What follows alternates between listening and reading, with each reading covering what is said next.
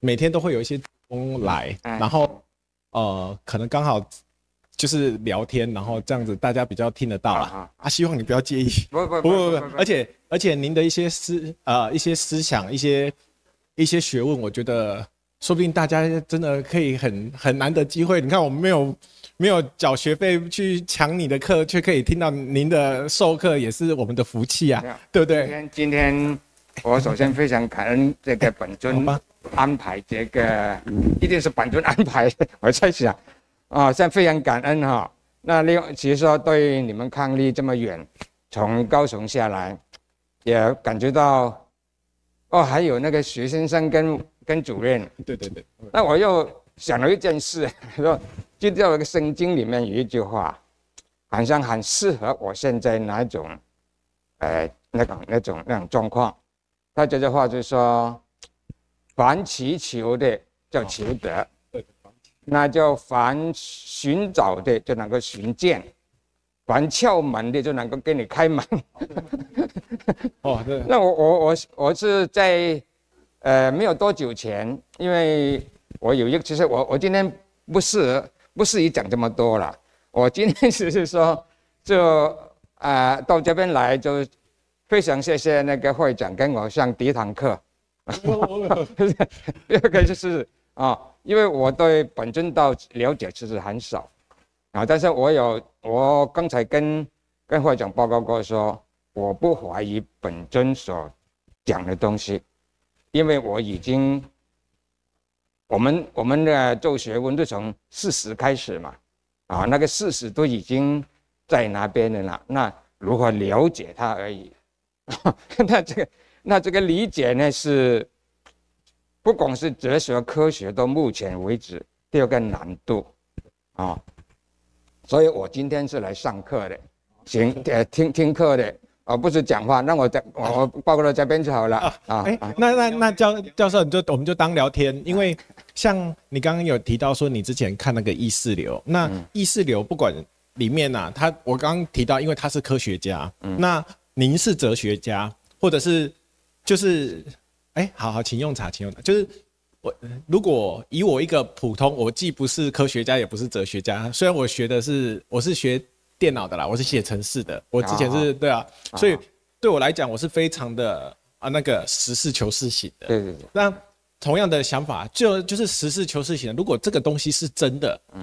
在我心中，我就会觉得，我自己实证它的真实度，说不定目前的科学还没办法，你有这个仪器，或者是有这个量化，就是没有办法 quantify 这个本尊的道。因为之前也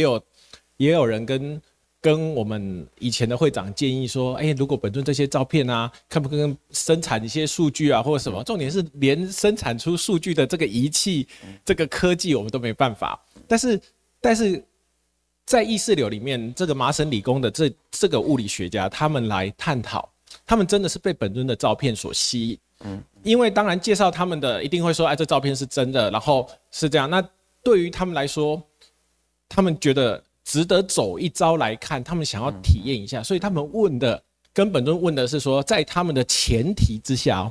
科学都有前提的，跟哲学有时候不一样。刚教授有讲，哲学是可以马上有一个想法，可以有无厘头的都想出来了。讲无厘头是教授前学可以天马行空但是科学是需要有前提嘛，所以他当时在问的问题有说到底呢，说能够拍到这些照片，或者然后本尊解释是有光，那到底本尊你发出光，到底是以光当作载体，还是以意识当作载体？我相信这个问题他们想要厘清的，他们反正想要厘清说，到底是我们的想法意识带着光然后放出来，还是光带着意识放出来？但是本尊说合一。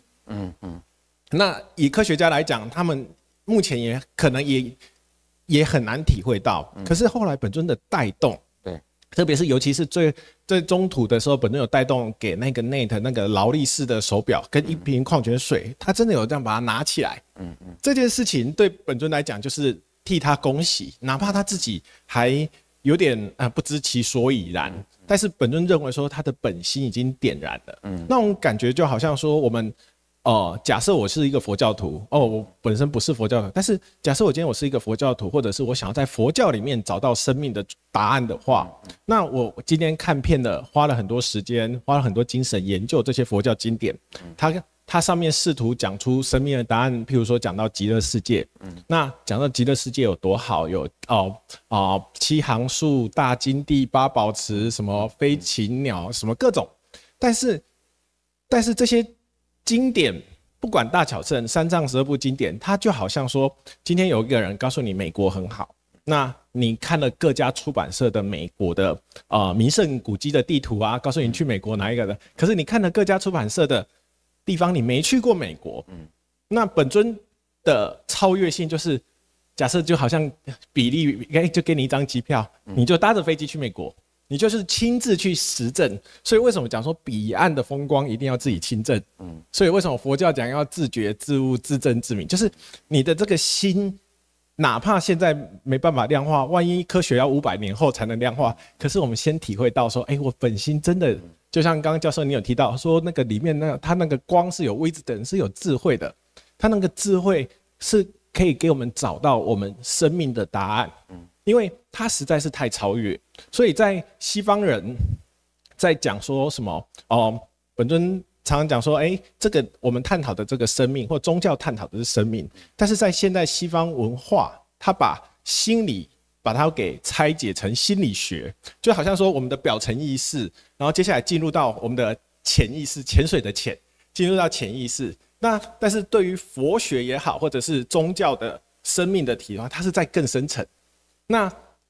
那变成说好像光谱一样，一个 spectrum， 它好像一个光谱一样，就是一层一层一层。但是本尊的光啊，或者是不要讲本尊的光，就是这种生命的光、大日的光，它是直接让你点心。所以佛教不是有说你即时豁然，你的心一旦打开了，它就整个通透了，你就知道说原来我的意识跟内在的法性被点燃之后，能够连接起来，形成意识流。就道家讲的，好像讲神通，我里面好像有一个神，可是我要怎么样跟他交流？能够交流到的就叫有神通啊！如果交流不到，当然就通不了嘛。通这个字就是代表是可以畅行的流嘛。所以佛教又把它称之为叫做彼岸，就是我的意识在这一岸，但是彼岸充满了光明，彼岸充满了无量的平静。佛教讲的常静我乐都在里面，可是我们不知道怎么样去停靠到那一岸啊，就好像我们天生下来，就好像在海中漂泊，那你也不知道你的出发点在哪里，也不知道该漂往何处，所以佛法才告诉你以法为舟，就是独木舟的船，就是好告诉你我们就听经闻法好了，你就搭着这个船，然后看能不能到彼岸。那这个动词，譬如说从这个岸到另外一个岸，我们都知道佛教讲渡渡这个字用得很好，因为在中文里面渡就是这个岸到另外一个岸啊，所以如果去过高雄西子湾，你就是到旗津你就要搭渡轮，所以巴黎到淡水你就要搭渡轮，渡就是从这里到那里经过的中间的这个岸，从这里到那里才叫做渡，所以他想说以法为舟我就要过去，只是法。接下来问题来了，大家要找到佛法，那你要找到佛，那所有的人都知道佛在心中，可是困难点就是那心又在哪里？这成为一个千古难题，千古大哉问。尤其是教授您是哲学系的所长，我知道这个一定在这几千年来的辩证探讨、二元分立的这种，就是一直堆叠，都每个人有每个人自己的答案，但是。今天我们很幸运的遇到本尊我们竟然可以发自内心的理解，就是说，原来我内在真的有个本性我终于可以，就好像我们终于可以理解到说，原来信佛的人，当他或信神佛的人，他在跟神佛祈求的时候，他的那个接收器啊，那个收发器是我们的本心啊。你今天你走到教堂，你跟上帝祈祷的时候，那个收发器也是本心，你真正听到的是你的本心，他在。主导不是那一栋建筑物的物理位置决定有没有上帝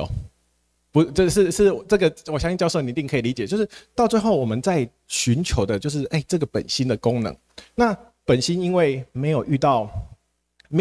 一个能够让它动起来的物质。所以本尊当时用日本的佛学家在讲的木村太贤，他有讲到说啊，他用日本人用引爆来形容我们的法性，从本来如如不动到产生作用。他用引爆这种词，当然翻成中文听起来很奇怪，但是实际上它就是像点火一样。所以为什么我们佛教讲点灯，点一盏心灯？那点灯的条件，你一定要有一个火嘛。那一切众生都有如来德性，就好像我们说的本心里面都有一支蜡烛，也许它还没被点燃，可是我遇到了一个能够点燃本心的火，一旦点起来，你就会注意到说，哦，原来点灯就是点一盏心灯，是真的针对本心。所以佛学讲的没错哦，各个宗教也许各立其趣啊，各异，就是各种不同的方式在表达。可是真正在表达的不是在表达文化，而是要讲说，我们到底能不能找到本心？是不是？就像释迦佛说的，一切众生都有如来德性。那找得到我们的真如流露出来才叫如来，真如不流露出来，它就是藏在里面，就好像一朵莲花你没有打开，密宗就是莲花很多都是没有开的嘛。那你莲花打开之后，你才可以看到莲花的莲子的那个花心，你才看得到啊。所以为什么用莲花来比喻我们的菩提心？但是重点是因为我们今天很幸运遇到光，那这个光它引爆了。就我常常跟同道在讲，好像我们以前上化学课，然后化学老师会告诉你，今天在实验室这个物质是什么 ？A 物质，这是 B 物质，你们要小心。等一下这两个东西不要随便碰在一起，碰在一起是会爆炸的啊。我们今天就是很幸运的，我们的意识跟法性遇到光，好像点燃了、引爆了，它产生作用。那本尊自己用他自己的实证，就是他所表达出来的他30年的体会，我们而且再加上教授，你有看到我们的那个网络上的影片嘛 ？YouTube 上面很多所有的各种包罗万象的问题，都有人请教过本尊，但是本尊都能够回答出来，就是因为他自己体会。然后他最早找的书啊，本尊有说他最早找的是柏拉图，他从柏拉图里面开始找，然后柏拉图也找啊，然后西方哲学找，然后中国哲学他早期看的是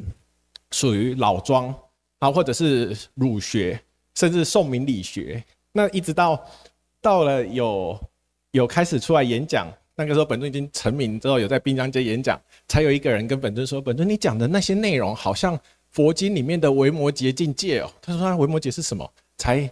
开始翻维摩诘经，说：“哦，原来可以芥菜籽那个就是把须弥山放进去，可以把什么放进去，但是表达以大入小，然后表达解脱。那我们今天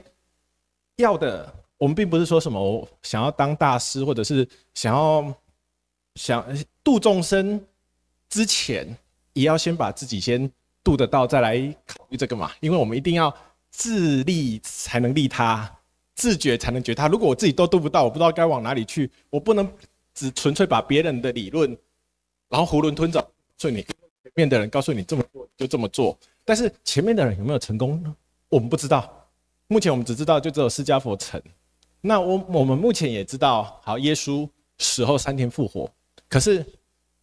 没有，所以我们有复活节 Easter， 就是复活节由来嘛。可是我们没有第二个人，像第二个人说，他信耶稣得永生，怎么没有出现第二个？到底问题在哪里？是你相信的不够，还是哪出问题？是修的不够吗？那这2000多年来，所有我们想得到。你想得到很人道的，想得到不人道的修行法，一定都有人试过。所以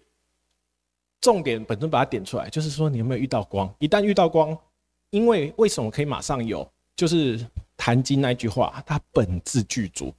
它本自清净。假设你里面的，就像你里面含有的，就像柏拉图说的，你里面它含有的这个宇宙，它真的就是含藏万有，但是。我们只是缺乏那一盏灯，就好像假设这里面的颜色啊，假设这里的照片很漂亮，那外面是黑暗的。假设这里一盏灯都没有，颜色对我们一点意义也没有啊。所以为什么要遇思光是我们的主轴？那有了这个光之后，点燃了，开始有了这些境界之后，才开始入门呢。以后的涅槃境界是这个只是入门，以后才是真正去享用。所以本尊不是有讲说，接下来都享受到嘛？我相信在罗春月博士的论文里面都有讲说，现在的表达的都要享受，要去用，就是你如何去用，不是用在说这人世间，是如何能不能用自己的意识，去体会到我里面真的还有一个法性，还有一个智慧，哪怕全天下的人都不理解，哪怕目前找不到一个东西可以相称来衬托它，也许用言语困难衬托，所以以前才会讲说佛曰不可说，或者是老子说的道可道非常道，就是没有办法，或者是维摩诘经讲的言语道断，你没有办法用言语去定义它，因为我们的言语有限，我们每一个字的定义啊，它是有限度的，就像你刚刚讲，它是有限的。可是这里面的法展现出来的这个逻辑，它的空间观、它的时间观、它的向量，甚至是跟我们的一般物质界不太一样。我们就先假设它真的跟我们不一样啊。如果一样，我们早就发现了，就是因为它不一样，在不同的次元作用，所以我们才需要是点燃我们的本心的功能，把它给彰显出来。所以我觉得我们很幸运，就是说，当然教授绝对比我更理解这些理论跟道理，可是我们在这里有一个很幸运的一点，就是当您走进来，您今天挂上这个会员证，您的本心已经被点燃了。是这个本心点燃，未来你就可以自己验证说，谁讲了什么，谁讲了什么呢？对不对？我们不是要跟别人去争是非哦，而是你会发现说，原来当时他讲的是这样。譬如说黑格尔为什么以前会讲说什么什么实体的观念性使之成为主体，然后主体的客观性使之成为，对啊，实体，我刚刚讲，对，我再讲一次。实体的观念性使之成为主体。譬如说，我今天看这个杯子，那黑格尔认为说，这个实体的观念进来，它形成我的本体就可以变成那个，我的主体可以变成这个杯子。但是我在我心目中想一颗苹果，因为它的客观性出来，它就可以形成实体啊。但是如果在没有这样子的境界，或者是没有本尊这样子解释的话，这句话我们听起来像绕口令，也许永远都不会懂。有可能，我说当然教授可能懂，像我们这种只是一般的读者或者是一般的民众，我们不会去想这么多啊。可是没想到说本心点燃之后，才会去注意到说，原来这个地球上古往今来这么多人重视生命，已经有那些智慧，或者是已经有往这个方向去戳出一点头绪，好像找出来去寻找宇宙的真理。那科学家往太空、往科技、往就去找出这个宇宙的实相。那思想家，我的意思，我为什么不用哲学家，用思想家来讲？就是思想家可能包含哲学家、佛学家、宗教家，这些所有思想家是往内心去找。所以我觉得我们今天很幸运，就是这样。那以上是我的简单开场。教授，你有什么要谈什么都可以讲，好不好？用个茶啊，非常谢谢。那您刚才所讲的东西啊，我本身就是我没有说你不对啊，我只是说，里面很多东西需要进一步的理解。比如说第一个问题，比如说你刚才讲说那个心火会点亮嘛，那我第一个问题当然是说，其实这个千古年来啊，很多人都在求道，都在修行。在我本身的话呢，我从小就对一切都很震惊，甚至到为什么一棵树长出树叶出来，开花结籽，那在我看来不是理所当然，一定有这个原理嘛。那这个原理现在生物学比如告诉我们比较简单但是如果我们说看看现在这个宇宙学虽然以前讲到大爆炸好像这些好像现在有一个就是微博的这个录影机照相机能够看得更远。那不是就是在大爆炸之前都已经有很多东西在了。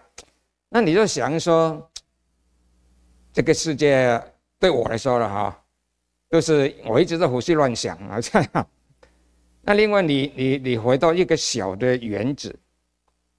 那你看看说啊，那个原子里面外面有电子，里面有原子核，原子还有没有中子、质子？像这个结构呢，已经非常惊讶。就是说，我经验说，一定是有一个设计者，它不是偶然性的，因为偶然性它这个几率不可能会这样子。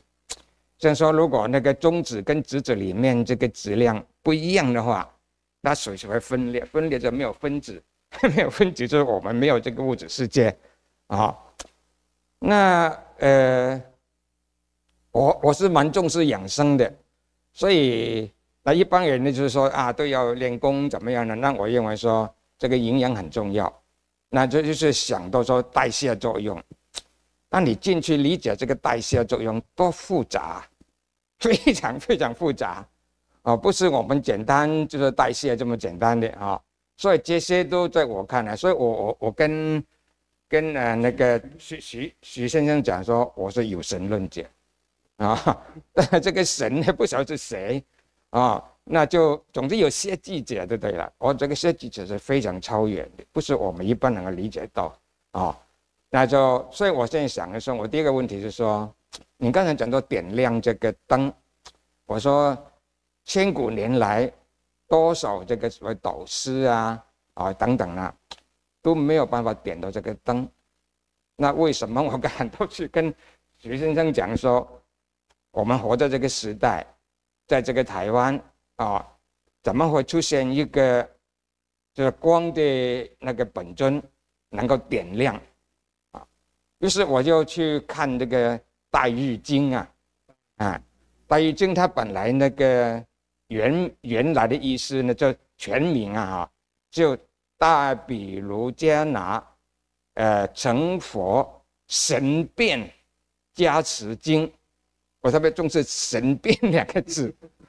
那这个东西就跟本尊在视频里面对大家说，哦，你现在看这个山怎么样啊，好像蛮类似的。这第一个，所以我就问说，本尊就是谁了？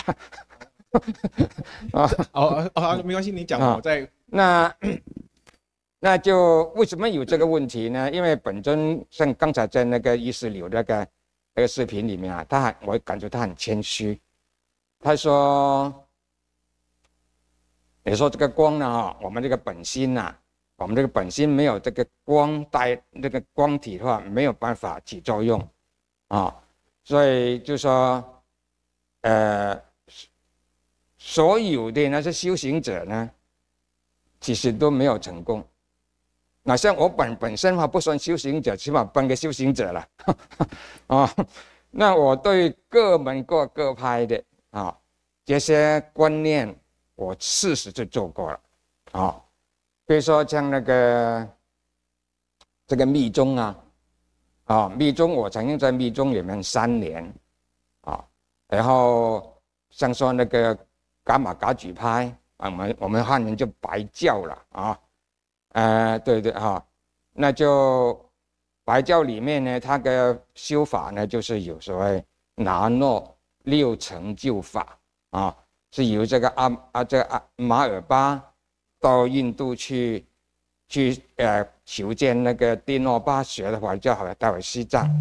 那6法里面有一个呢，就是破瓦法。那我曾经在2001年那7月的时候去参加那个破瓦法，那破瓦法这个梵穴这样打开了，打开之后呢，什么有证据呢？一个是它流了很多那个黄色液体出来，然后能够插艾草把那个喇嘛跟我把艾草插上去之后。要我在大厅走一圈，它没有掉下来那这个是意思说我呢就都经历过这些了但是这个破瓦法，如果你不再修的话，那就慢慢就没了，就这样子。那这个很小事，芝麻小事，不算是修行有什么体会啦，只是说破瓦法是有效这样子然后对很多个宗教，几乎所有的宗教我都其实不光是涉猎，我很深入进去了啊，甚至我想写本书，本来要打算说关于宗教的一些问题这样子哈。然后，那我现在也在一个修行团体了。那我想去跟他们去，他们请我去跟他们上课了。那我这个礼拜天就有课了，我这个礼拜天就跟他们讲的气功，然后讲到那个各种修行法门啊，包括佛教的讲到那个他们静坐的那种状况啊，密宗还有这个瑜伽啊，就古印度瑜伽了啊。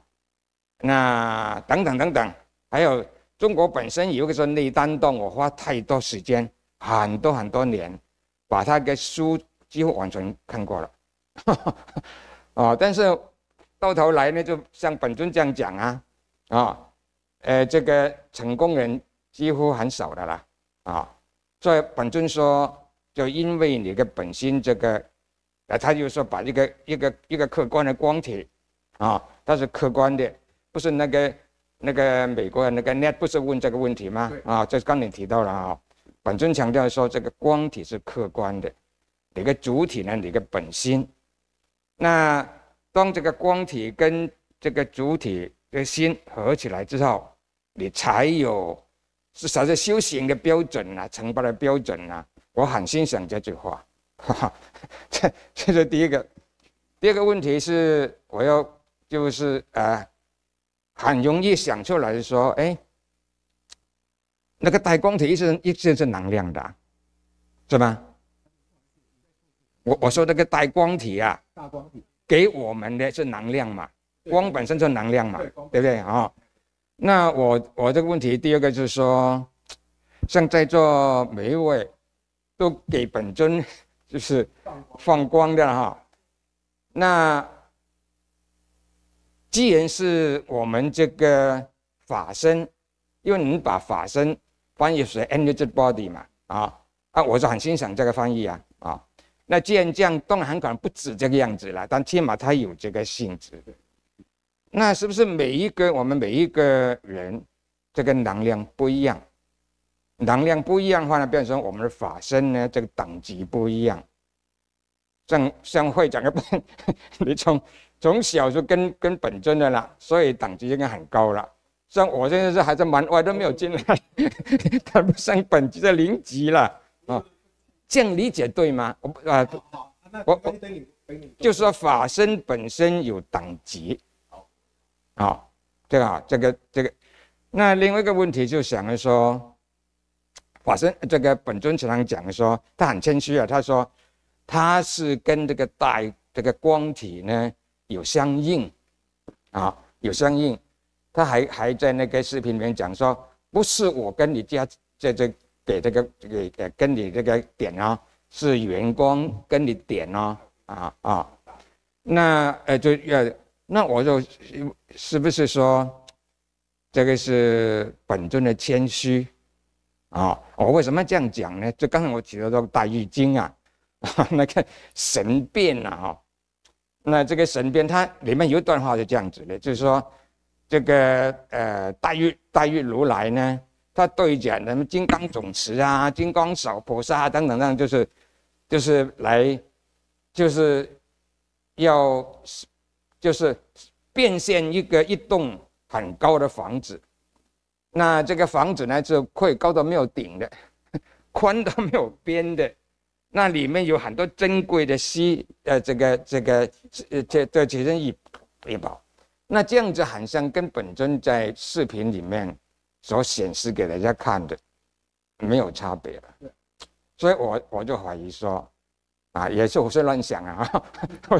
我就会说本尊本身是不是大喻如来那他不愿意，因为在世俗之间怕大家有那种是非好像一般人讲说这个怎么可能呢不能理解嘛是不是为了这个方便谦虚这样讲因为所以刚才我回到前面说，为什么千古以来这么多导师都让我们修行不是成功那因为刚才本尊在视频讲说呢，这个光有没有点亮是作为修行的标准。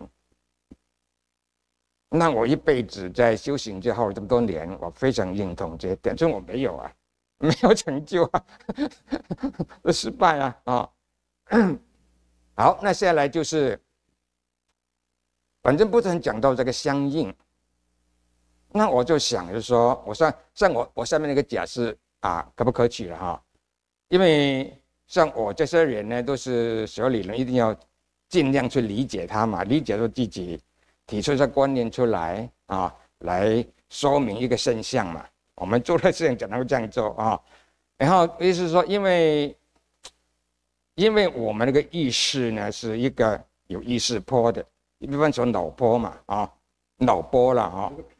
频率了哈。然后那个能量体就是带光体也是有波的嘛啊。那这个相应可不可以解释为说？是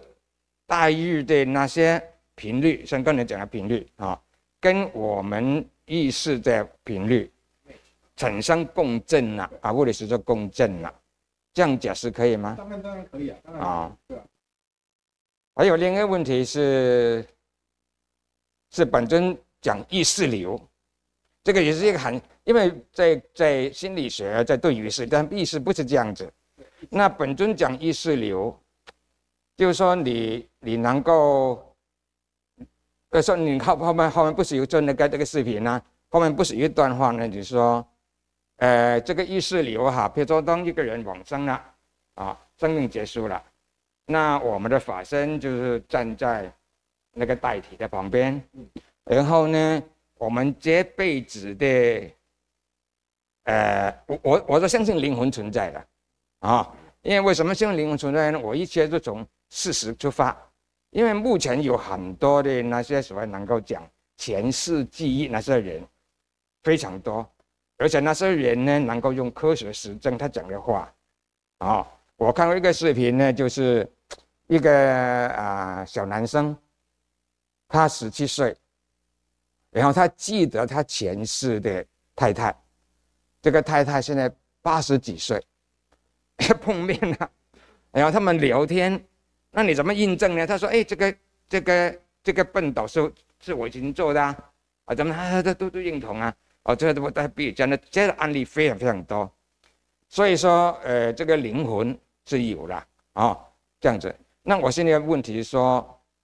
那您在那边翻译的时候，你是说呢，告诉那个 Net 啊，跟这个 Nina， 你是说，当一个人往生的时候，然后呢，我们这个意识，在这辈子里面所得到的东西，就通过意识流，就到了一个新的身体里面啊。那所以我的问题就是说，那这个情况是不是法身跟灵魂不能切断，只是法身是灵魂的2.0版？对，可不可以这样说吗？你当然可以这样说啊，因为不好意思，我先从后面回答，还是要从第一个开始回答？随便。好，那我假设说，像第一题那个教授所问的，他说，就像你讲的，这样千古以来，从宇宙大爆炸以来，为什么就只有本尊可以？就是为什么到底是什么原因让本尊说，就你刚刚有讲的，哪怕是一个原子它的形成，或者是我放大一点，我们宏观来看，我们的8大行星跟地球的距离啊，哪怕这个距离只要有稍微的长短不一，要么就是碰撞毁灭，要么就是脱离轨道就各分东西了嘛。所以这有时候就好像本身在讲的时候，我没有办法代替整个宇宙回答这个，好像到底宇宙是有边还是无边？就像您刚刚有提到一个先记者，到底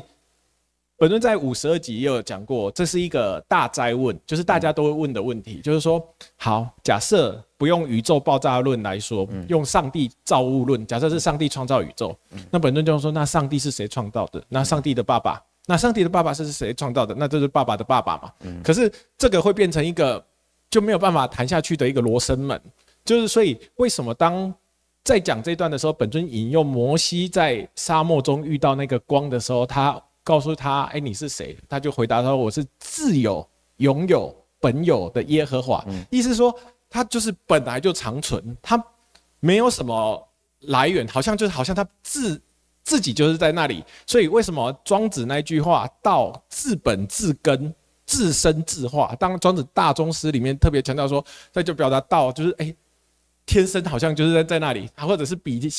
老子讲的先天地之先，就是那又很奇怪，那先天地之先的先总是就像刚刚教授说的，就好像我们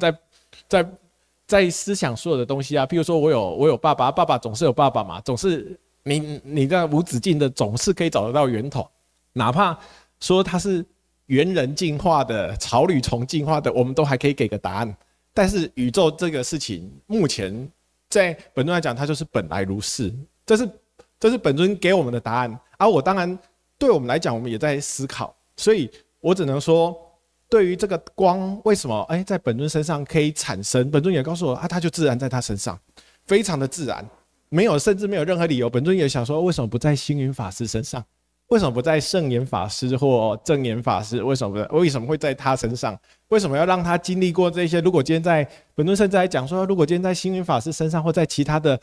更有名的大师身上，不是更多人直接可以相信吗？但是他就讲道自然就这样，他跳脱相对入绝对，他不是可被，就像我刚刚说的，他为什么道所有的实相都表达不思议境界？不可思辨，没有办法去议论的那个真实的这样，所以我不是说要敷衍这问题而是当本尊在给我们的时候，他也就直接就他本来就是这样。那我们有时候也问本尊说，就刚好我先直接跳到您的第3题，为什么本尊啊？为什么我们就可以这样遇到你，我们就可以跟着显发？我们好多同道问过本尊，甚至连日本和田先生的儿子也问说，他用日文讲说，どうして？为什么是我？为什么我可以显发？他也没有修行，他只是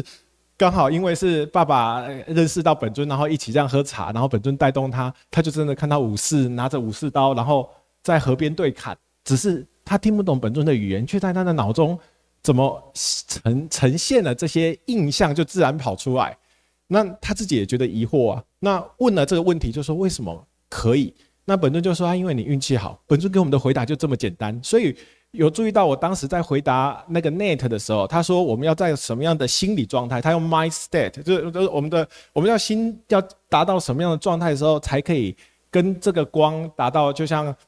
刚好又把你的第4个问题插进来，什么样的频率啊，什么样的共振啊，是不是到达什么程度，那刚好可以跟光产生，不管是共振也好，相应也好，或者是同频也好，或者是什么样，就开始产生交互作用。但是我的回答。讲了 lucky， 因为我当时我回答我就讲 lucky， 他说lucky， 他的那种表情非常的惊讶啊，为什么会就是这样？因为本尊他就有讲说因为他在他身上，在我们的观念，我们也觉得本尊谦虚，刚好就回答到你刚刚的那个第5个问题，我们也觉得本尊的这个大日就是大日如来，我们的觉得不是本尊是本人哦，本尊是人，父母生没错，但是本尊的这个本心。因为什么原因我们也不知道，为什么是他？那我们跟他接触，就好像我们在想为什么是我们那种感觉一样。但是这个大日，因为大日本身就应该是大日，是因为密宗我记得大日或者佛教，他把它给神格化，所以把大日加了如来。那这种感觉就是。因为佛经，尤其是大乘经典，在表达的譬喻，就像您刚刚讲的，都在视线方便，就好像本尊在讲的是谦虚啊，好像这种方便的说法。那大日加的如来也是一种方便，因为大日本来就是应该是大日吧，它不用别的东西去把它给增加它的属性，它还是就是大日。那把它加成如来之后，大家就会有一个内心里面学佛的人就讲说，这个是如来佛，当然他是大日如来佛，也许会有。其他佛法大概这种感觉，可是这种感觉就好像我们小时候，我们台湾人在小时候会哄小朋友念书，那个睡觉的时候，我们也会念故事书啊，我们都会讲从前有一个太阳公公，但是太阳就是太阳，为什么？当我们要讲给小朋友的时候，会讲成说太阳公公，太阳怎么会变成公公？太阳就是太阳，它就是把它是因为借由那个宗教的那个属性的那个文化特性，为了让更多人去方便理解，它的故事本身听起来像故事、像神话，但是它后面带有的哲学是含有生命意义的所以为什么《法华经》不是有很多譬喻吗？什么药草品、什么品、什么品、长者品、三界火宅，什么都是表达的是它故事后面带有的哲学。那本尊他今天相应到大日，更让我们确信佛教他所说的有没有？他不是有讲吗？说无所不在，而且大日自心出。大日经前面有讲大日自心出，然后什么天女自心出，都在表达这个大日。也就是说，如果我们把它用人世间的这个物质宇宙来比喻，就我们物质宇宙的日就是太阳嘛，我们这个太阳系的就是以太阳的这一颗恒星为中心。那因为有了太阳这一颗太阳，所以我们的这个生命得以复苏，得到光明温暖。那法界也是一样假设真的我们有一个法界宇宙、精神宇宙、实相宇宙，不管就反正是那一个里面的一个天地啦，是不是一定有这个里面的这个光芒照进去？因为我是用这个逻辑去理解说，原来真的有一个法界大日，所以这个法界才能够因为依大日而存所以才会有那个大日经在表达说，你必须里面要有光，它才有办法提供所有的能源的总源头。就好像我们现在活在地球上，没有太阳，所有的生物全部活不了。它是一个能源的总源头，只是它的法界大日跟太阳恒星的属性不一样。我们是用譬喻出它像太阳这样子，所以我们给它一个名字叫大日。那实际上它就是我们一种很需要遇到，就是刚刚说的我们的法性灵魂遇到那个物质它产生升华。如果以基督教来讲说，升华过属灵的身体才能够进入上帝的国那什么叫上帝？上帝说有光就有光，说不定本尊很谦虚本尊不会说他的光就是佛的光或者耶稣的光，他会说说不定有可能同一种。他对本尊讲说有可能同一种，所以他才有办法让你的灵魂达到升华。你刚刚说的法性是不是就灵魂的 2.0 是不是如果我把 2.0 改成升华，是不是也是异曲同工，对不对？因为我们本来的灵魂就只有纯意识体但是因为里面藏了一个，就好像藏了一根蜡烛，它没有被点亮过，所以等于没有起过作用。那今天遇到这个大日点亮了这个蜡烛，然后它亮起来了，让我们的灵魂第8意识里面的更里面唯识论不再讲意识了，它叫做真如自性，已经是一个性体了。我们都简称都是识体意识的识，然后到达里面的这个性体，然后借由大日点燃之后，假设可以畅通得了，就刚好提到教授说的意识流，在心理学家里面，心理学的意识流定义是完全不一样的。心理学的意识流，我有时候也跟同道当时在用这个词的时候，我有跟同道讲过，说心理学的意识流就好像我们在看到他们常常用冰山来比喻就是冰山一角，假设这是冰山浮在海面上，是叫做冰山一角，这个底下是有你的什么层、存在层、原生家庭什么什么什么什么什么，整一条的这个它叫做 stream of consciousness， 就是意识流，好像是主流，我们的水流的意思意识你的源头，意识的源流是这样。但是在本尊所说的意识流的定义，我这样子这几年听下来，本尊这几年才用意识流这个词来说明，是意识跟法性好像管子一样接通，就好像我们连线上了。你刚刚说的频率本尊用的词比较通俗，好像我就是接管子嘛，譬如说这里有2个水塔，那我平常接的是这个水塔，然后今天把管子就多一个管子接到第2个水塔，所以然后也许你是热水，你是冷水，我2个水都可以，就是可以自由切换，是这样子。它本尊是用这个来定义意识流。那未来有了意识流之后，因为刚刚教授有提到，如果教授相信有灵魂不灭，那就应该也会相信灵魂就是意识，而且是我们的第8意识，是我们的最大的资料库。所以佛学为什么讲一个先来后去主人翁？我们的阿赖耶识，它是我们最大的资料库。在生之前的记忆记忆其实都还算在第6而已，然后第7比第6更深层，那第七就是有些东西，我们的情绪层面，譬如说唯识论里面讲到我们的怒欲爱慢，它有分10几种啊。但是我简单举例，譬如说，好，我很讨厌数学，好了，我举例，我讨厌数学，举例啊，我的大脑知道学数学很重要，对社会或找工作有帮助，可是我不喜欢就是不喜欢啊，这个没有办法用我的大脑去扭转我的第七意识。我可以逼我自己做什么，但是在情绪层面，他有时候不受控啊。就好像有些人天生就爱音乐，有些人天生就爱画画啊，他就是不爱画画。你假设有些人小孩子父母都不会画画，结果生出来真的是也有画家也有啊，所以才会讲说哦，这个就像教授讲啊，这是与生俱来、先天的啊，你这个先天条件好，有天分，大家都会直接讲用天分这2个字，就代表你在父母生之前，你就好像带有基本的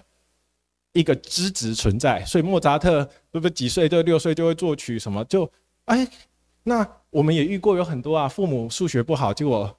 生出一个哇学霸很厉害，然后什么东西过目不忘啊，那个都不是他的脑功能强啊，特别是针对艺术方面、音乐方面这种，有时候那个里面有些人是针对灵性的物质哦，所以也会听过说，奇怪我去哪里，我怎么感觉到好像一种不好的什么意识体，就是都是在于这个内在比我们的第6意识更深层。那以往的思想家们，尤其是中国古思想家，他认为第7意识就是我们的最极限，就是这个以后应该没东西了。结果后来再推翻，是因为他们用一个很简单的对照组，就是你今天假设你很累，你好久没睡觉了，你好忙，结果你一睡，你睡了3天3夜，跟你死掉了，你睡3天3夜，你身上也不会长虫，也不会发臭，可是你只要在像现在是冬天还比较好，如果是夏天台湾这种温度，你只要往生了，不用1个小时，你就会发现周围开始腐烂，然后开始要长出虫了，开始臭味都冒出来，他们就会发现说，到底熟睡跟死掉有什么不同？那以前是想说，那可能是有没有想说，为什么要用熟睡来比？因为浅眠的时候，你有时候还会做梦。还会有6、7意识，可能我想的什么时候？但是当你进入一个熟睡、熟眠期的时候，你已经没有思想了，你会感觉你的意识达到一种就是简单的断层，然后但是不叫死掉。所以在真正在定义什么叫肉身死掉，就是你今天肉身有灵魂，灵魂还在肉身的时候，肉身叫活着；灵魂离开肉身，灵魂灭在这里，肉身叫死掉。所以死掉是这样定义的，就是说你灵魂离开肉身，肉身死掉，灵魂不是死掉，灵魂是不灭嘛，所以它离开了这样子。但灵魂它含有我们的5、6、7的种子，种到第8，所以他们认为真正最重要决定我们的生命的这个原始意识啊，求生意志，什么最比情绪更深层的，说不定他们当时还有些哲学家认为说，我们的呼吸啊，我们的血液的流动啊，我们的消化，说不定都是第8意识在控制的呢。即使你再怎么心情不好，你们也没有办法不让自己不呼吸。就是他们甚至认为求生意志都跟第8意识息息相关。但是后来再进到更深层的，就是为什么都不再讲意识了，就是因为当我们在探讨法性的时候，它那个已经比第8意识更深层了，它已经不是你这个人的喜怒啊，或者是个性跟这个无关，而是它里面含藏一个法性。但是佛教又说它法性平等，所以刚刚教授有说，是不是法性有分等级什么？可是如果今天它显发，它马上就完全平等，因为它里面的所有的感知，科学用感知，感知就是也有用这种感知，就是你所有的感受、所有的认知、所有的那种五官的知觉，就会有办法在那里是并存一样怎么讲？一样高的，没有分高低之分。假设你今天你显发了，或者是你显发了，然后你有佛的境界，佛说心佛众生三无差别，你就会说哦，原来佛讲的是这样，那其实你就是跟佛同等级啊，是这个意思，是法性有没有显发来决定你有或没有，但是它本身不是分高低，高低的感觉是我们当事人，我们肉身的这种感知本身觉得说，我怎么觉得他体会很好啊，我体会的有点模糊，大概是人的这个差别，可是是内在它本身的这个来源体是一样的啊，它是法性是共通的，所以它有如来智慧德相，一切众生都有如来智慧德相，这是释迦佛说的，所以就代表它跟如来就是一样啊。啊，你刚刚有提到大日后面加如来啊，假设你里面有一个如来，那它又是同一个东西啊。虽然说如来只是给一个词，但是它表达的就是真如能够流露出来，那就叫做如来，是这样子。所以我们今天刚刚有讲到说，你能够把本尊看作是法界大日如来，我觉得这是真的非常非常不容易。我反而觉得教授您非常不容易，没有那种觉得说哦，就是愿意可以真的是打破任何这个社会上的成见啊。这个 no offense， 因为其他人看到本尊的名字，自然都会有一些成见。对我们来讲，我们是司空见惯，很少像教授这种说，可以从这些铺天盖地的这种社会的刻板印象中去看说，本尊里面，说不定他是大日如来，我们也认为说不定他是啊。本尊也说啊，没有啦，是不是？但你自己显发了，你就知道是不是啊，对不对？到最后我们自己显了，说哦，原来本尊真的是，哦，原来本尊真的是凡夫，只是因为他法性相应到法界大日，也有可能你的体会是这样子啊。但是不管是哪一种方式，你显发了，你就会发现，哇，如实之自心，就是那个真如实在的存着啊。我们就知道我们的本心在哪里。这个就是我刚刚要当然我没有按照顺序回答啦，但是总的来说就是这样子，对吧？所以今天如果说像刚刚有讲我们的徐秘书还有我们的王主任，而且教授你有看过我们的很多影片，就是本尊在讲带动的时候，其实譬如说光是能够讲一颗苹果这样出现，那能够一开始看到在我们的意识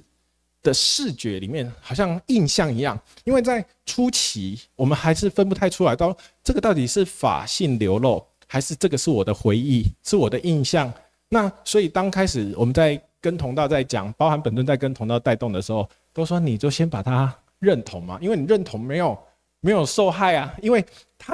它的流露出来是需要，就好像刚刚讲的意识流一样，它好像是我们的源头法性从水流的上缘流，要流到我们的那个8765观意识下来，它可经过了许多闸门，有时候是我们的想法莫名其妙的想法把它挡了。那今天遇到光点燃了之后，它已经活起来了。只是为什么每个人的体会的程度参差不齐，就是每个人的想法不一样而已啊。但是他的本心是平等，所以为什么当本尊看到对方说你已经有看到自见其身，本尊都很替你安心。不管你就像教授说的，你很养生也许有些人的环境他没有办法，甚至连养生的能力都没有，也许他每个人的生活环境空气什么什么就各有各的造化，但是本尊看出你已经法身孕育出来了，那本尊就恭喜你。就好像本尊生在台湾，为什么不生在美国，不生在什么，我们也不知道我们就只到最后回归过来，我们就很感恩，好了，那还好在台湾，我们都反过来这样想，反正遇到了，到最后更重要的是自己能不能自己也去体会到，去相应，去知道说这些功能。而且像我们现在我们的同道，以现在我所知道，我们大概是6成到7成之间的同道，他们现在的视觉是可以像这些照片的新的视觉是可以像这些照片一样，甚至更突破的是这个里面的这个视觉里面的这些形象、这些景象的扎实度，它可以像本尊常常讲的，像量子力学一样，说什么把它凝聚，然后变成更实体化，取代掉你的肉眼的意识。所以本尊说还可以怎么灯按下来，或者是明明前面没有拉面，那个 Net 的老婆她是巴西人，英文讲的不标准，是跟着来台湾玩的。听说之前她说她没听过台湾这个国家，然后也是跟着来的，然后结果本尊变出拉面，她可以看得到拉面，然后她可以感觉到那个企鹅有没有，就是可以做到那个，就是觉得地是冰的。为什么可以感觉到这样？她不会那种就是本尊就是借由这个带动，因为本尊它跟光相应，所以它就像你说的，它跟法界大日相应，所以法界大日刚好配合本尊的意思，因为大日本身不会增减，不会说只给你不给谁，就是看谁接得到，就是这种就是一种自然的显现。那当本尊讲说，你现在看到拉面，看到那个，他住在里约热内卢有一个耶稣像嘛，那他也看得到，然后看得到那个山，他就说他都有。反而他的那个先生 Nate 就是，好惊讶，怎么连我的太太她不是学到的都有？这个反而才是人类的一大福音啊！不是说对学到的人不公平，而是因为人的本心真的平等，是怕没有遇到光。那遇到之后，你看，就连语言不通的，然后不在状况内的，他都可以感受到那个拉面，感受到那个企鹅，感受到企鹅踩的那个冰天雪地的那个地板。我印象很深刻，当时我也很替他惊讶，因为我在翻译这一段的时候，我本尊一直希望那个 Nate 有，结果没想到都是他老婆就点头说好像有啊，就是对啊，所以这也很神奇。有时候说不定天部啊，这种冥冥之中在表达的语言啊，跟我们人想的不一样。譬如说我的爸妈是无神论者，但是当人家在30几年前跟我爸出去谈生意的时候，那有人拿了那张没心放光照片，就小张的跟我爸介绍，那我爸为了要做人家生意，也就会听嘛。生意当然做生意，我们都人家听，都听，就配合聊。那我爸就把那一张照片小小的带回家，然后就在那边跟我妹妹，当时我小学3年级4年级，我妹妹只有小学1年级，就说人家跟我说这张叫做本尊宋七力，也叫做光身宋七力，怎样怎样。他说还会分身啊。我爸爸当然知道我们小朋友听不懂，我爸爸就有点像随口念一念。结果没想到我们家住在高雄的澄清湖附近，我父母礼拜六没有工作的时间，会带我们去澄清湖走走。我的妹妹就看到，爸爸怎么会？你那个照片里面有一个穿西装的人啊，怎么会浮在湖上面的空中？不是湖上面，而是湖上面的空中啊！就讲了这个。然后他讲的时候，我当下也看到，可是我爸妈当下没看到。那这一点，整个改变了我们全家。后来本尊事后在解释这个现象的时候，我爸也问为什么明明是我先接触啊，我的儿女又没有任何概念，为什么会他们先看到？本尊也是讲法性平等，而且说不定你的儿女看到你才相信哦，你说不定自己看到还会自我怀疑、自我检讨什么的，会不会有什么？反而儿女不会无端端骗你，所以才引发了我的父母这样子一辈子，从那一刻开始就是这样子的探讨追求，一直甚至到本尊在滨江街的那个案子弄得大的时候，我的父母他们都深信不疑啊。我的太太也是啊，她的爸爸也是早期在无意中在那个旧书摊的杂志，那个时候民国79年，那些好久了，然后看到那个本尊被记者采访，就看到那个杂志怎么再转啊，马上吓到就盖起来啊，隔天才要再去买，所以奇怪怎么会有这种事情，才买，然后就开始追。当时我听到很多人看杂志的都想要去认识这个人，都把他当作特异功能啊、奇人异事啊、什么高人，大家是这种想法。然后以前也没有网络嘛，就是打电话到报社、到杂志社，请问一下这个记者你们记者当时在哪里联络到这个人？所以当时在滨江街之前就有那个在茶艺馆，每次只要每天都塞满的人，就在祈祷，本尊就这样过去。他们也不知道为什么，就是想过去。一旦去到那里，本尊就请大家喝茶，然后就一直到就是这样，越来越多人之后，然后就会开始有人来跟本尊讲说：“谢谢你啊！”就冲过来就说：“谢谢你啊，我爸爸失智症啊，在外面乱跑，还好你把他带回来，还中途还带他去买麦当劳，还告诉他要坐哪一路公车怎么回家。”然后本尊就说：“本尊他知道不是他的行为。”可是他知道那是分身的行为，所以本尊有说，当对方讲出这件事情的时候，他瞬间就跟那一个行使这件事情的分身的这个念头马上接起来，他马上就知道那个是我分身做的啦。然后也有一个，我记得以前我们在滨江街也听很多，然后也有听到说，那个分身说什么，那小朋友到外面乱走，然后有一个穿西装的，然后后来那个就是我们同道，然后就指的那一张没心放光照片，然后只是小朋友就跟家人讲说，多戴了一个安全帽这样子啊，然后他就跟赞誉给本尊听，本尊就说那个安全帽是在忠孝东路捡的啦，对，你看啊，在我们听起来是根本是天方夜谭，但是对本尊来讲，好像谈笑风生，好像再自然不过，而且他所有面对5个人、100个人，他的那个念头完全就是您看过那个 DVD 你就知道，都是谈笑风生，各种问题就好像他马上就可以，好像意识就有办法切到跟对方同频啊，就像你刚刚讲的中共的，可是他不会干扰到他的本性，他马上可以知道说，假设我是你，其实本尊每次都说假设我是你啊，其实心都读得出来啊，所以本尊都叫我瑶啊，我相信你如果看 DVD， 本尊会叫我这个词，这是闽南语的阿瑶，就写成瑶仔啦，这是闽南语的叫法。可是我的家族只有我爷爷这样叫我，因为我爷爷是不认识的人，就不认识字的人，他就是从小种田。我们全家族也真的只有我爷爷，我算是家里的长男孙啊，就是我是我们家第一个男生孙子这样子。那我阿公小时候我爷爷小时候很疼我，他都叫我这个，都叫我瑶啊。但是他在我很小的时候他就过世，那没有见过本尊，当然都没有，就完全不相，就是时间都不一样。然后本尊有一次就都叫我这个，然后我心里就在想说，为什么本尊要这样叫我？我心里正在想这件事情。那本尊在前面喝茶，我大概就是像本尊的位置在我这个位置啊，我大概坐在最后那一排那个通道的位置，这样。我正在想这件事情，本尊就说：“啊，瑶，我是跟着你阿公叫的啦，因为你阿公都这样叫你，所以我跟着你阿公叫，我可以当你阿公了。”本尊就这样开我玩笑。可是真的，我全家族真的只有我阿公会这样叫我。这件事情也只有我爸妈知道，而且这不是什么能够拿出来说嘴的大事。可是对于我们来讲，本尊就讲了，他道在表达于大不忠，于小不倚啊，就是所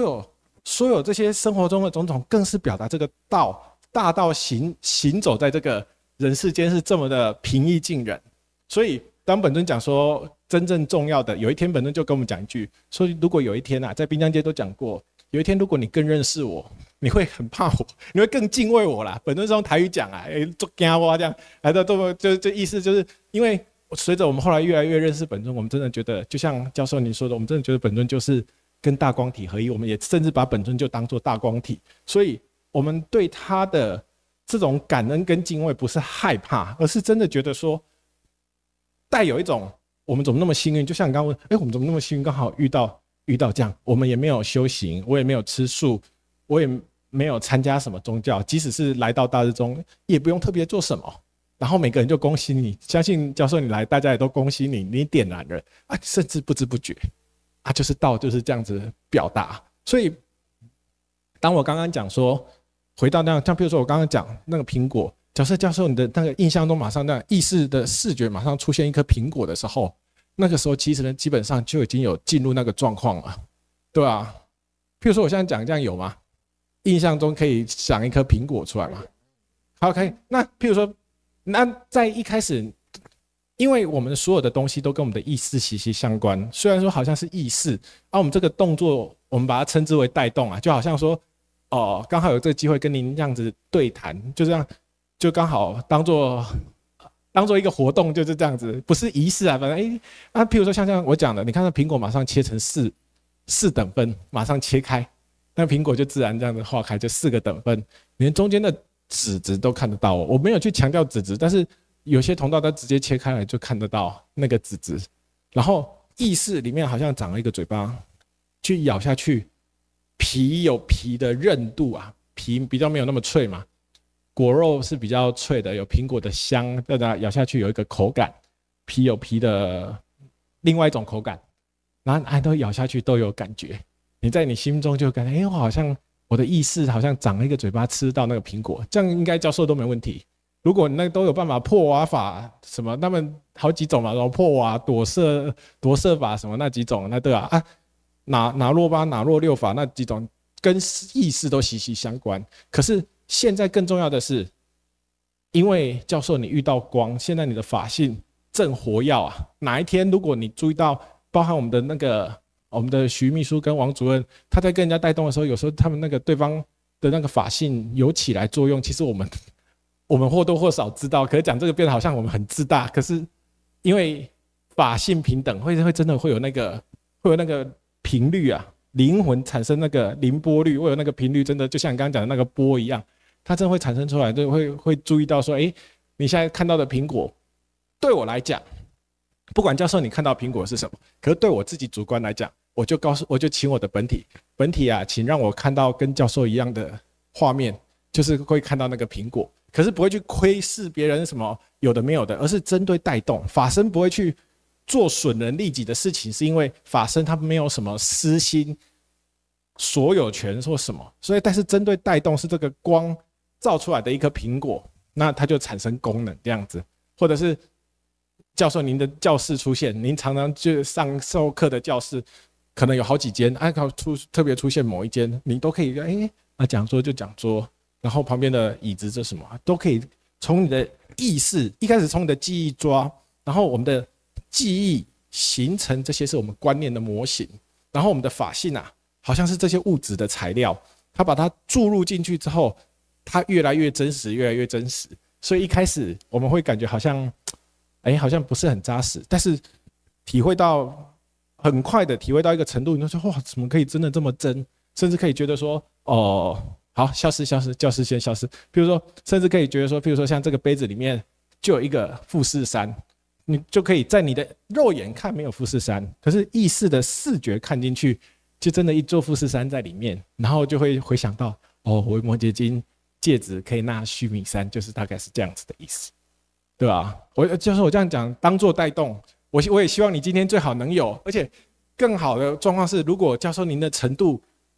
假设有办法像这些照片这样子，不管您未来教课，您去哪一个团体，那都不影响哦。只是可是对于您自我跟法性跟自我生命的这个体证跟体认啊，只有好处没有坏处，反而绝对不会更迷信，绝对不会更偏执，你反而会觉得哇，真的，它里面反而会觉得说哇，怎么可以有这么多哲学家，这么多思想家已经可以形容到这个程度，可以叙述到这个程度，真的很不简单。或者是在看佛经的时候，极乐世界，比如说阿弥陀经讲的说，有什么各种鸟啊，什么白鹤啊、舍利啊、鹦鹉啊、孔雀啊、嘉陵平且鸟啊、共命鸟，就比如说你这样看，怎么意识中突然冒出你都没看过的物种，你就会突然我里面真的有一个智慧，那个时候会被自己给惊喜到。因为那个东西超过我们的大脑记忆嘛，有一些东西它自然跑出来，对不对不重要，但是重要的是它有它的那个智慧啦。就是我要讲的意思是这样子，所以以上就是我的回应啊。那看教授你要再讲什么都没问题。用茶都没喝，非常谢谢。这是你们的。对，谢谢。您在因为讲这个事的时候啊，就是说您在那个视频里面用 potential 这个字对，这个潜在性啊 potentiality 啦啊，然后现在说，你看那个本尊要巴西那位太太显现巴西那个耶稣像啊，那我的问题是说有两方面呢。第一方面是说，是不是有本尊加持之后，那天幕就打开？这是第一个问题。不好意思，天幕哦，你说天眼目眼睛的那个天幕打开。不好意思，请说，我只是刚刚没听。那第二个问题呢，我是尝试上去理解了如果是这样子的话，那被本尊加持过的，那是能够看到，像刚才那个巴西位太太的时候。是不是已经进入异度空间？异度空间，你是指说不是我们这个三次元的，不是另外一个次元就对了，对啊。那我也可以想象说，因为我们现在在物理学啊，我们这个世界呢，就由这个物理学里面那个所谓常数比方说那个万有引力常数啦这个。Planck 的常数啦，弗朗克啦，很多这种常数，光速的常数啦，那我们就想想说，当这个常数更改一下，那就另外一个世界了，所以我也可以想象说，那我们这个三维空间里面呢，有时间有空间，我也可以想象到说，到一个维度里面没有时空的关系的。我们不是说只有时间才能到达那个地方啊。那空间里面这个东西能够搬到那边去，我大概这样理解啊。那如果是这样子的话呢，就是说我们那些在座，比如我这位了，你们就能够进入那一个一维空间里面，这样讲是可以吗？对，这个在佛教来讲，这个叫做，特别是密宗，它是强调实相空间，但是实际上它不是只有纯空间，就是教授说的没错，你知道这个问题我也有想过，刚好教授可以陪我一起想，就是本尊他在30年前他不是就会分身嘛，那个分身他说他开始体会分身，那个时候头发都黑的嘛，就像那些眉心放光照片，就我后面这张眉心放光照片头发是黑的，然后他说他这个分身啊，就是像佛经那个，尤其是像华严经讲的三世十方佛，他都这样一切为他的心可以这样子放出去，然后一直到了现在30几年后了，我们有同道到现在偶尔会看到这个分身，就是黑头发的分身。我曾经也在想，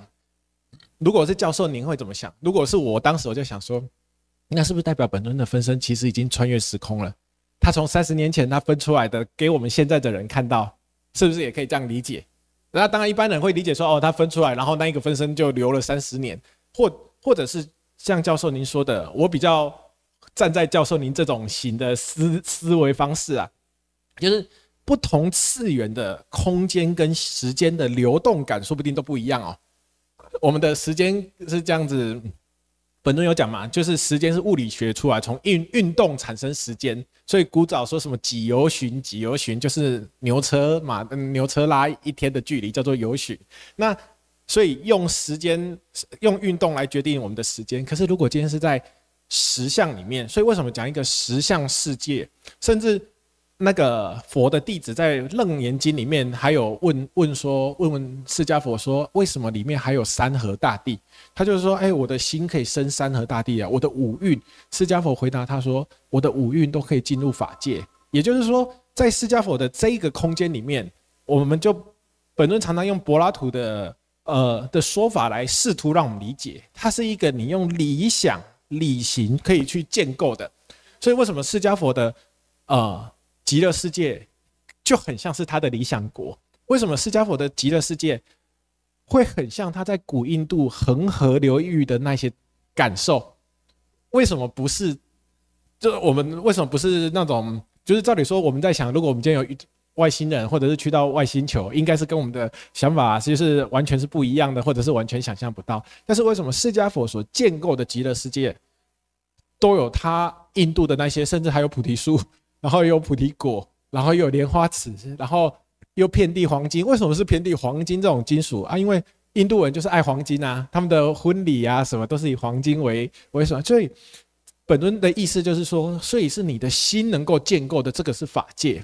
也许还有不同的很多次元，但是我们针对法身，我们的物质界、物质身，我们之所以能够在这个地方体会我们这个物质宇宙，是因为我们的物质身目前还能作用啊，因为我们的灵魂意识还在这个物质身里面，所以我们借由意识，然后不要讲控制啊，主导主控这个肉身，所以我们可以这个物质肉身，所以我们可以感知这个物质界。那本尊说的是，如果你今天建立一个法身，那法身在佛学里面，你有法身，你才有办法入法界。所以为什么叫做涅槃法身、涅槃法界？所以为什么释迦佛死掉叫做入涅槃？我们一般人死掉，或者是我们一般家里的宠物死掉，我们不能说我家的狗入涅槃啊？为什么？因为它再生没有涅槃。也就是说，对释迦佛来讲，他再生的时候，他就已经建构好他的涅槃法界，哪怕没有建构好，就好像我们在买新房子的时候，我在我旧家还没有坏掉之前，我已经新家先找好了。那对于那平常即使我现在旧家住得好好的，我偶尔我还是可以去我新家看啊。假设我去得了的话，那哪一天真的走到好，譬如说啊，这栋好啊，已经告诉你这是危老建筑了，你必须拆迁了，你灵魂住不下这个危老建筑了，有一天它会老，不管就像教授你很养生，我看得出来，但是它总是退化有一个上限，就有一天灵魂真的住不下去的时候。他还有新家可以住啊，所以释迦佛他往生可以说他入涅槃。那我们一般人再生没有涅槃，我们只能像这阵子我也听很多很虔诚的我一些叔叔辈，他们有一些佛教徒，他就说他们只能希望往生的那一天，那释迦佛或者是西方三圣能够接引他们，就像关无量寿经讲的，能够授手把他们的灵魂带上去。那他们现在能做的就是老实念佛，可是到底能不能上去，根本不知道。可是本尊告诉我们的这些事情的珍贵性在于说，再生我们就已经有，你说的异度空间也没错，因为只是这个异度空间不是肉身在感知的，是你用法身建立出来的法身的感知去感知。所以另外一种说法，《楞严经》提到一个六根见性。就等于是我们用眼耳鼻舌身意在看我们的这个物质界，那假设有一个法界，那我们也用眼耳鼻舌身意，就等于是把人的这种概念性、这种观念性 copy 过去，用眼耳鼻舌身意去感知法界，所以要用六根去见性，或者是另外一种说法叫六根清净，是用六根去跟清净心去感知。我用我的清净心的耳视，我用我清净心的眼视，鼻根啊，什么什么什么，不是肉身的是内在的六根。所以在当时我在翻译52集的时候，那个时候我也是用英文翻译，是有字幕。那个时候本尊在讲六相的时候，我也讲的是你另外的六种 sense 啊，不是我们的肉身的这个五官意识这个六感而已，而是你另外意识所生成的。那后来听本尊讲才知道说，为什么本尊讲说这个叫法身。你刚刚讲 energy body 没错，它有能源，可是在法身里面它还有本尊为什么在中文他选择一个我们早期也听不懂的法身，是因为本尊看了这么多哲学理论之后，他可能采取的法身是最接近他想表达的东西啊，或者是也许法身就是精确的也好，或最接近的也好，我不知道。但是后来本尊有讲圣经，他有讲说属灵的身体才能够进入上帝的国，这个血气之躯进不了上帝的国。那耶稣他建立出来的新天新地，本尊就可以把它串起来。以本尊的体会，本尊直接就讲说，如果你再生，你建立出一个新的不同的次元，是法身所建立的，是不是在你的个人主观感知中，你是不是有了新天新地？而且这个功能可以像耶稣讲的，可以行使在这个人世间，就可以，你就觉得我的新天新地，还会有天国境的这个词，或者是以佛学说，你迷的时候，我们迷惘的时候，极乐世界是几亿恒河沙之远。可是当你悟了，你看中国字很特别，悟就是心中的一个无啊。当你悟了，找到心中的自己的时候，你当下就是极乐，对吧？所以是这样子来。所以你说它是异度空间没错，所以这就是本尊讲的。那个时候我有在那一集有一个纽约市中心大学的一位终身成就奖的一位，他也是教授，他就问了本尊一件事情，说，请问是不是平行宇宙的概念？那本尊就说，对，就是平行宇宙啊。如果教授你现在感知这个物质宇宙，就我们现在这个当下，这是物质宇宙嘛？假设你内心又感知到这些法界的运作，它可以随你心运用，那是不是就等于平行宇宙？同时的话就是要平行啊，你也可以很多叫做多重宇宙。这是本尊当时在说的，它超越0跟1，所以为什么当时在讲说一般这物质界都是相对嘛，不是0就是1。最低阶的机械语言，我们的 on 跟 off， 就是我写程式就是从这样最原始的数学就是从0、1这样子开始的。那但是这个超越0跟1，超越了 A 点到 B 点可以同时并存，就是本尊有讲嘛，包含量子里面的量子纠缠、心电感应、瞬间移动，都是现在量子力学在探讨的。可是法身可以实行更进一步，最新的量子力学探讨到意识在作用，跟这个量子产生息息相关。所以本尊就说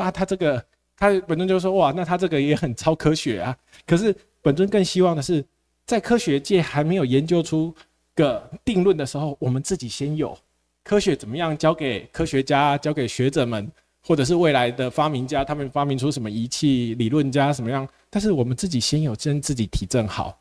那你自己体证好，你看释迦佛为什么大家都愿意拜他？因为他解释出生命的答案，他开启了一条就是往生之后的一个就近答案哦。释迦佛不是教你怎么赚钱，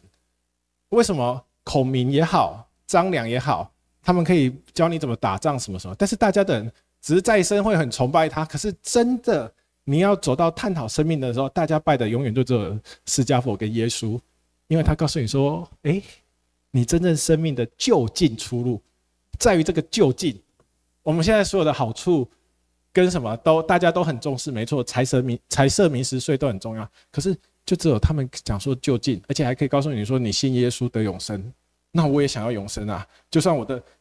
但是耶稣的永生他也不是肉身永生啊，他的肉身是已经被钉死在十字架，可是他死后3天复活。本论讲的可以多马给西门，还摸摸他的胡子，摸摸我的骨啊，摸摸我的胡子，显了60几次。复活节的由来啊，我刚刚有讲啊，我们现在要的就是这个复活。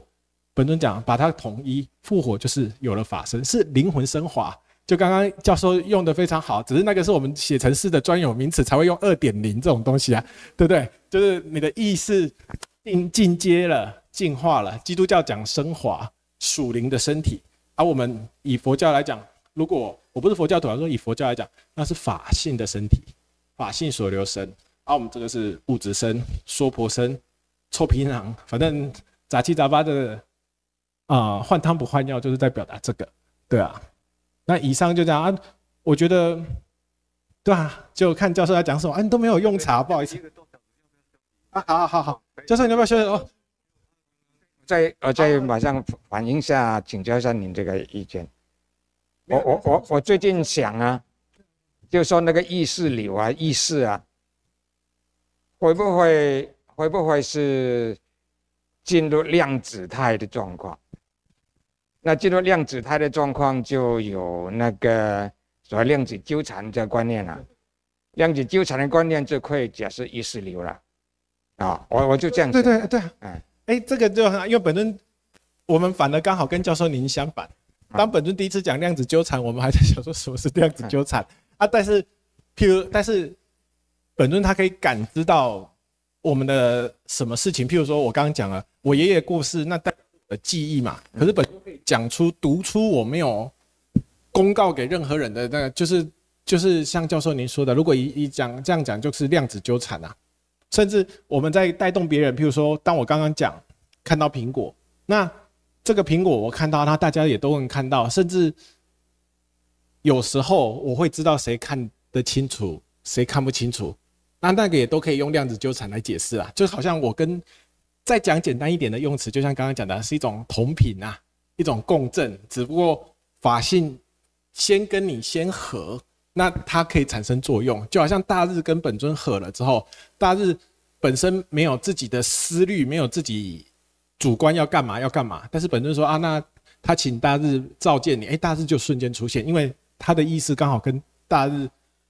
你要用量子纠缠来讲也对，但是同频也是同样道理，就是已经通了，所以它可以用到这个的功能，是这样子来的，对吧？我们一般人这个意识波啊，没有进入量子态，但是经过本尊加持过了，大家就有能量了。韩款这个意识波呢就不一样了，它容易进入量子态。我们会这样想，可是外面的人不一定那个我们这不管了。我说我是理解，对啊，就是说在量子态里面，量子态。没有，你用这个讲比较轻松，大家就是意思这样子，就是说。一颗粒子呢，当它在那个衰退的时候，它就变成2颗 A 跟 B 啊。那不管 A 跟 B 距离多远，没有时间观念的。那 A 发生的事呢，马上 B 就同样，不过它是上下颠倒这样而已。那这个就是我说量子态的意思了。对啊，教授我理解，可是一般人，这也是。我也把这个回答完就好。他们要上洗手间也没关系。我的意思是说，譬如说，我们讲一个最简单的例子，我们讲母子连心好了。譬如说，我之前在国外读书，那有一次半夜我突然肚子痛啊，我不知道那个叫肠燥症，其实没有什么问题啊，就是可能吃的急，还是准备要做论文了，所以我就可能睡不好，很紧张，就晚上突然莫名其妙肚子痛，我也没吃什么不好的东西，就肚子痛。然后后来我的室友赶快就陪着我叫计程车就去急诊，那检查也没怎样啊，就真的做就是检查，然后我就出来了。然后到了早上，医生给我开了一些止痛药或者是一些肠胃药，就叫我就是吃一吃，没事就不用回来了嘛，大概是这样。但是当天早上我打给我妈妈，我就习惯打给我父母，就说啊妈，我刚从那个医院急诊回来啊，就是折腾了整个半夜啊，现在是早上，也是台湾早上，所以我才敢打电话给你这样子。我妈就说她昨天晚上整晚都不舒服，但是这个不是只有发生在我们进入本尊道才这样。我知道这个世界上，就像刚刚教授你说的，每个人其实都有灵魂，而每个灵魂其实它有它自己的灵波率。所以为什么从以前到现在都讲母子连心，或者不要讲母子啊，你只要是亲人很亲近的，有时候你会产生，甚至有些人他就可以感觉，就像我刚刚说的，他就可以感觉哦，就觉得今天哪里怪怪，或者是他即使是有些人故作坚强，你可以感觉到，你是不是心情哪里不好的时候，有时候那个人的那个敏感度有啊，那个都是来自于更深层，它不是经由我们的大脑第六、第七意识判断的，有时候是很直觉的。这个也可以把它解释成量子纠缠哦，在量子纠缠里面，心电感应都算量子纠缠哦。所以我们也不能很 arrogant， 我们不能很自大的说啊，只有进到本尊道哦，我们才有那个功能。我的意思是这样子啊，我并不是说怕别人讲话，我的是说以宏观的、客观的角度来看，这个例子，毕竟世界上都算有这样子，只是因为我们遇到本尊御师光，它直接点燃法性的它的作用所散发出来的频率。譬如说，有一次我跟我的亲戚，然后他找一个朋友，不知道为什么会有那么奇怪的邀约，他就是说他的同学心情不好，然后就想要找我讲，就是他说他就找他同学来跟我约在咖啡厅讲话。我说这是什么邀约？然后人家也愿意答应。结果后来是一个女生，一个小妹妹，还在读大学的小妹妹这样子，刚毕业还在读大学。结果我在咖啡厅里面，那我的亲戚去外面接她，从门口走进来哦。他就这样看了一圈，他说看到我的背影他就哭了，然后他就知道一定是我，因为咖啡厅满满都是人，很吵啊，但是自然就会有这种感觉。那我就告诉他说，哦，我就很半开玩笑告诉他说啊，因为我的灵魂点亮了啊，所以你刚好正在处于黑暗中，所以刚好看到特别兴奋。我也只是这样讲啊，可是我也不是夸大其词啊，因为我自己知道我内心遇到光它是亮的。有时候对方就像点火一样，他有时候肉身不知道，这样子接触，就好像教授你这样走进来，你也不知道你已经点亮了，我们知道，可是要你当事人自己体会到很扎实的时候，或者是要扎实到一定程度的时候，你就会察觉，真的我当时就已经点亮了。未来哪一天你就会知道说，哦，他们当时讲这个不是要让我哄我开心，我们也没必要哄你开心啊。这个就是针对现实面讲嘛，所以刚刚你教授您讲的例子，我也不会说哦，就只有我们好，别人都差一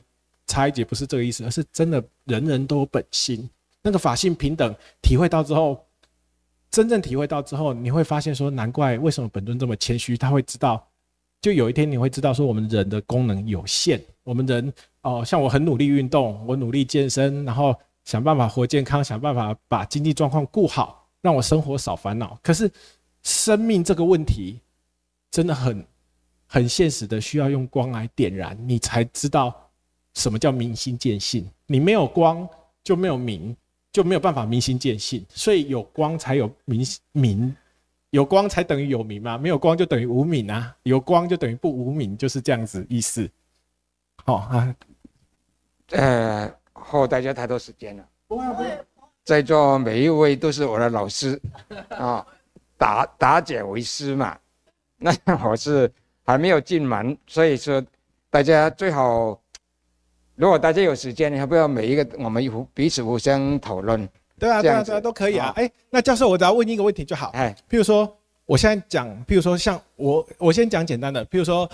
哎，您认识徐先生跟我们的王主任吗？像他的样子啊，现在站在我旁边这样子，你思想的眼睛把他 copy 一个过来，这样可以吗？可以哈。旁边再站王，但是不具体，都是 image 而已。image 没关系，就我刚刚讲的，刚开始他一定要先从 image 下手，因为我们的法性一定要借由你这个观念的模型当材料，这也是亚里士多德很重要的概念。你一定要有一个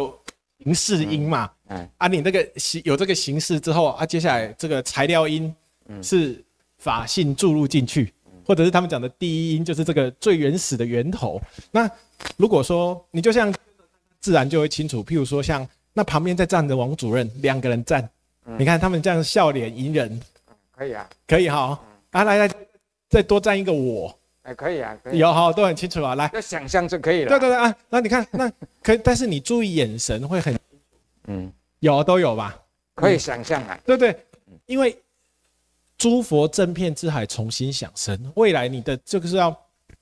想这个字啊，中字就是心成相，也是你的心呈现的，所以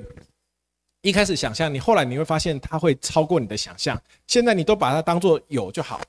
它就是你想的视觉所看得到嘛，对吧？就是啊，比如说我也在里面，你看我们现在3个站在这里了，然后你看我举起我的左手跟你挥，你看我的动作一样，对啊，他跟你挥，然后他说教授欢迎你来，你看我不讲这句话，你看他用他再讲一次这个声音，有这个声音都有。就是你如果有办法，就像你讲的，用想象的，它就有办法成。有些没有办法成，它就会察觉出来，这不是想象的，对吧？就声音都有嘛。你看，然后你看我们的徐先生、徐秘书，他的笑容可掬，他的笑脸都很，他很帅啦，对啊，很帅啊，对啊，很帅。看这样笑啊，你看他们这样看着，再接下来出现你跟他们这样。出现另外一个你，我换一支麦克风，就是出现一个你，然后那个，对，好像跟他们握手。来，徐先生伸出，你看哦，你这个视觉这样看过去，你看到自己的背影跟3个人嘛。那徐先生主动，帅哥徐先生主动伸出手来，你看他跟你握个手啊，教授你来了，这样子，你看他那个笑容跟他的声音，你虽然现在听的是我的声音，可是他讲的是他的声音哦。声音我想不是，但是动作可以想象出来。声音还不清楚吗？再听一次，我再试一次，好，再一次，你看就是他的声音这样，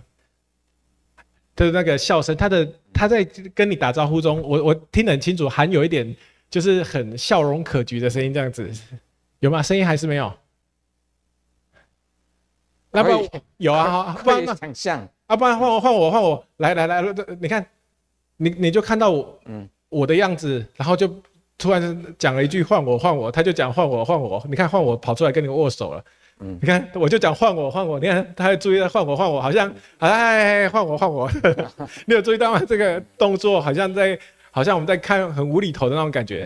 看就可以了，教授你可以啊，对啊，这样子就我刚刚讲的6根见性就这样。那刚刚你讲的声音不清楚是一个很大的一个关键，就是我们很多同道也许想这个清楚，然后到某个程度他是想不清楚的，这个时候我反而会恭喜他，你终于察觉出来有些东西不是靠你想象了。当我们今天讲说什么，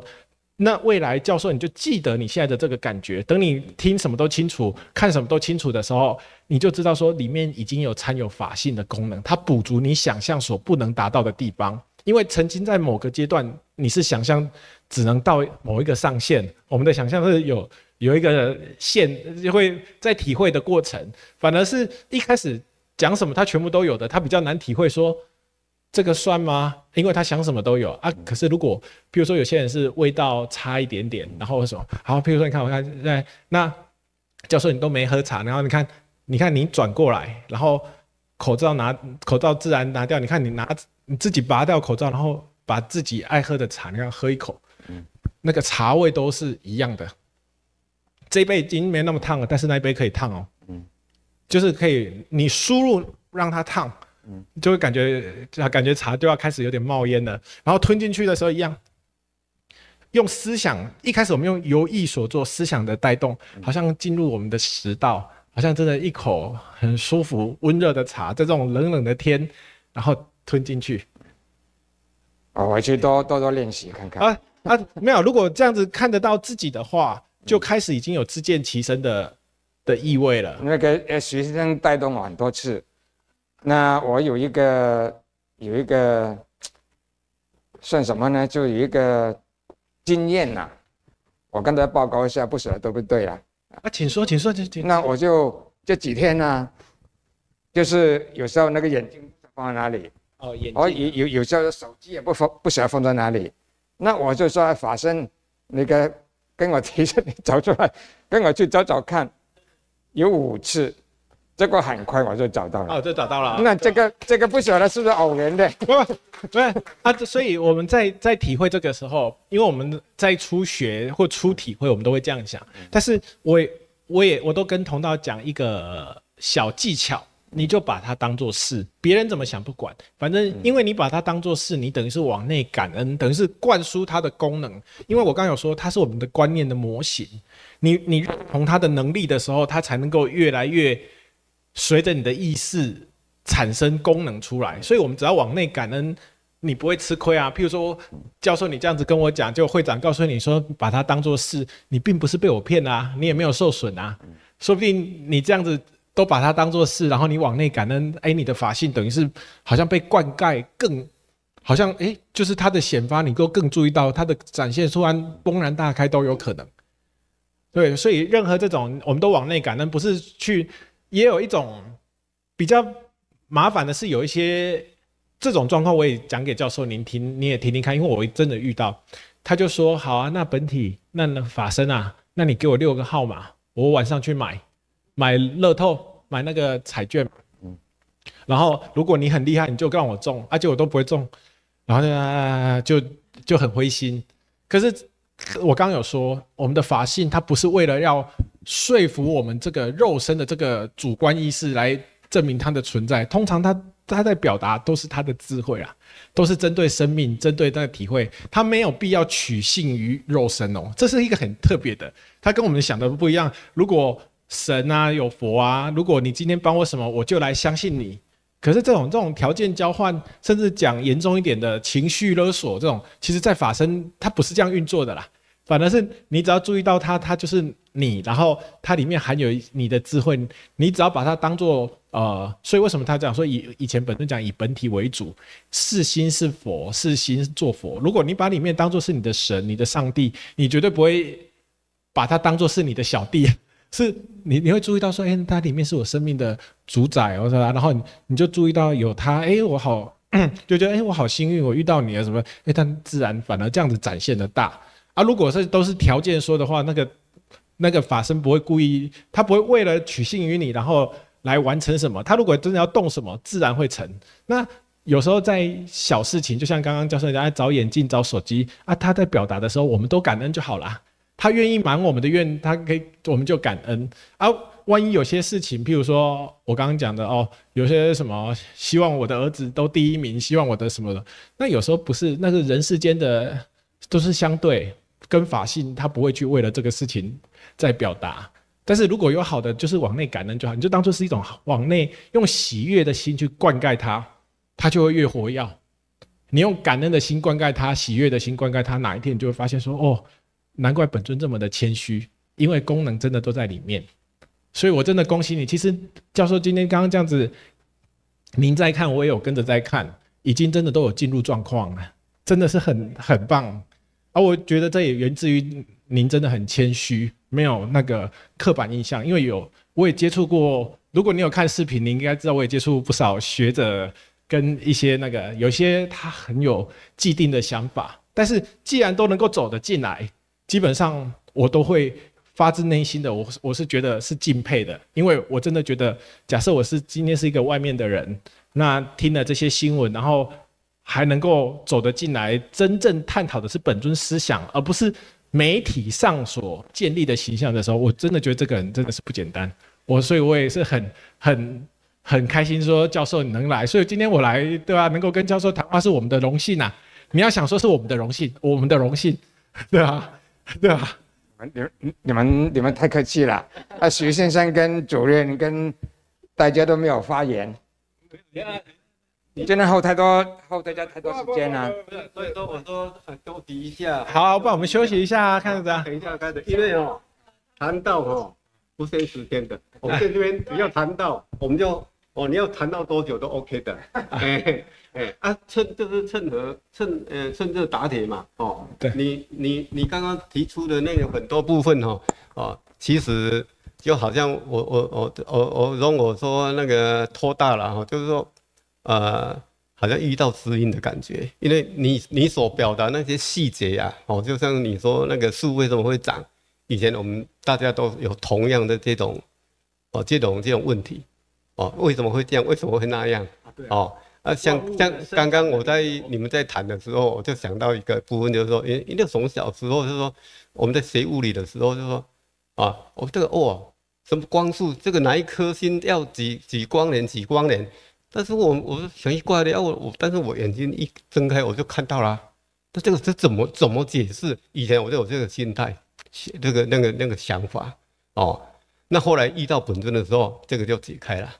就你很多的所有的一些过去的一些那个细节呀，你所想到的解不开的，听本尊开示后，你就觉得你什么都开了